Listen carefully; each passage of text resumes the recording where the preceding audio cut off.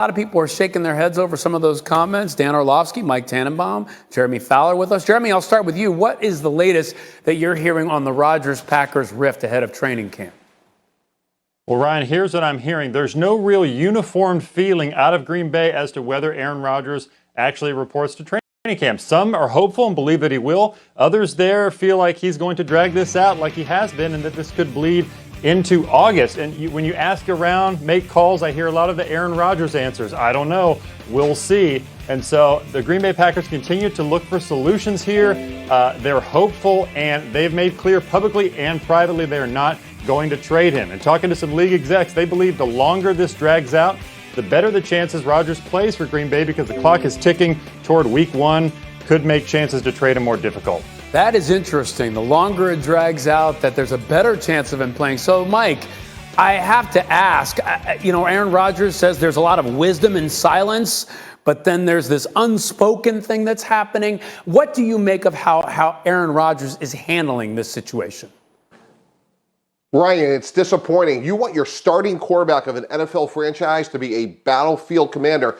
Just come out and say it. Are you done playing with Green Bay? If you are, that goes down one road. If you say, hey, I'm disappointed how Green Bay handled things, and by all means, it sounds like Aaron Rodgers has a really good case that they certainly could have handled things better, but you're the leader of the franchise. Come out and say, hey, I'm disappointed, but we're going to get in a room and we're going to air our grievances and we're going to solve problems together and then move forward. But to come out in this sort of passive-aggressive way, you're just inflaming situations, and I've been there. I've been in difficult situations. The best way to solve problems is to have candid discourse, get in a room, and then work it out. Dan, do you agree? No, I completely disagree. So first of all, the whole Aaron Rodgers come out and say that you just don't want to play for the Packers. I remember being a player, and one of the things that an agent would always say to the player would be, let us be the bad guys. Okay, like this is the reason why, or one of the reasons why you pay an agent, is for them to do some dirty work. And so Aaron Rodgers doesn't need to come out and say anything. His agent has gone to the football team and expressed exactly Aaron Rodgers' feelings. So Aaron doesn't need to come out and say anything. He's allowing his agent to do the work behind the scenes. Number 2, I had a coach named Gary Kubiak, a well-respected coach that would always say, I'm not going to treat you all equal, but I'll treat you all fairly. Aaron Rodgers has earned the right to handle this exactly the way he wants to. Exactly the way he wants to, because of his performance and the way he's represented the Green Bay Packers. Listen, if my wife went in behind my back, made a decision that was going to have a tremendous amount of impact on our marriage and our family, I'm going to be upset about it. And that's exactly what happened. This has nothing to do with them taking a quarterback. It has everything to do with them doing it and not communicating it to him. Aaron Rodgers is allowed to do whatever he wants given this situation. Whatever he wants. Mike, go ahead. Yeah, Ryan, I see it so differently. Look, Green Bay should have handled it differently. I'm not defending that in terms of, hey, guess what, Aaron? We may draft a quarterback because it's the responsible thing for us to do for the franchise. But with that said, his agent should be saying, hey, Aaron, this is about your legacy. It's not about the next 3 months. This is going to get resolved. If you want to play this year, you're going to be a Packer because they're not going to trade you. But if you want to go down as an all-time great, someone that's thought about for generations to have streets and statues named after you, come out above the fray, say, hey, I'm disappointed how things were handled, and we got to go fix things because this is about the next 10, 20, and 30 years, and you should be above the fray and sort of this petty, passive-aggressive approach that he's taking because it's going to impact his legacy way more than anybody else's. Dan, go ahead, jump in. And I would say this. Aaron Rodgers comes off as a guy right now that's completely at peace with his legacy. Like, when you watch the times that he has talked, does he look like a guy that's worried about things? Or is he at complete peace with, listen, my resume speaks for itself. Okay, now if we want to get into the legacy of where we're going to rank him all time with the quarterback, he's watching the greatest ever, Tom Brady, have to win, a 7th Super Bowl to finally clear himself from being the greatest ever? He just doesn't, right now, Aaron does not come across to me as a guy that's super concerned about that stuff. He's very much in the moment, and that's why I don't think he's doing anything incorrect here.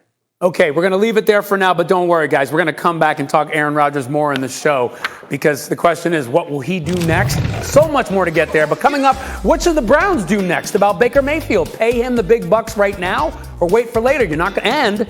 Here's the other thing. You're not going to believe who Mike Tannenbaum says is the closest thing to Patrick Mahomes in the NFL. Is he right? Does Dan Orlovsky agree? We are just getting started. In the NHL and the NBA, Game 2 is tonight. NBA Finals, and was all Suns in Game 1. Chris Paul scored or assisted on 54 points in Game 1. That's the third most in a Finals debut all time, behind only Allen Iverson and Michael Jordan, according to Elias. But Devin Booker, of course, was a big help. The two combined to score 59 points, the most by a starting backcourt in their Finals debut since 1970. Now, the Bucks hope they can get back to the free throw line, at least more than they did in Game 1. The Suns made 16 more free throws in Game 1, the second worst differential for Milwaukee under Mike Budenholzer. Here's Giannis talking yesterday about his health. Going to Game 2, hopefully I can feel more comfortable, more confident to be, to go downhill, to make more plays. We'll see. I don't know how tomorrow is going to be, but hopefully I can be in a position that I can make more plays tomorrow. Looking at the film, he's like everybody else. There's some things that he can do better, and there's some things that he did well, and same as our group. And I think the thing about Giannis, he always gets better.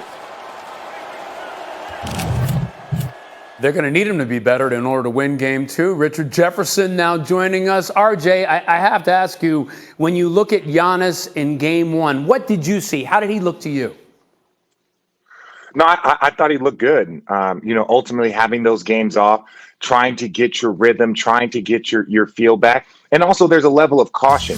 And if you can go out there and put out 20 and 15, if you can go out and put up crazy numbers like that, when you're not even like in your kind of rhythm and feel and you're still testing it out, I think Giannis is going to be just fine. Is he going to be 100%? Probably not, but I think he's going to be more than just okay to go out there and have a quality series. Okay, so what do he and the Bucks need to do to win Game 2?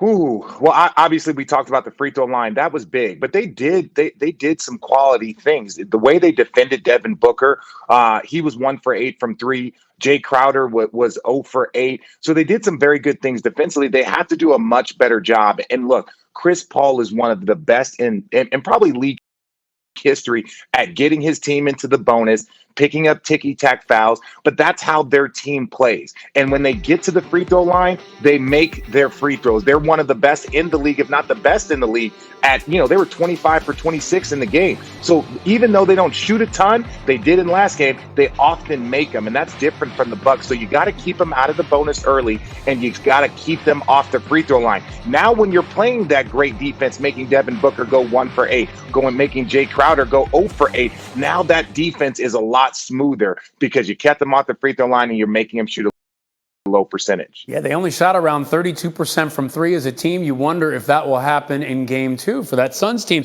So who wins and why?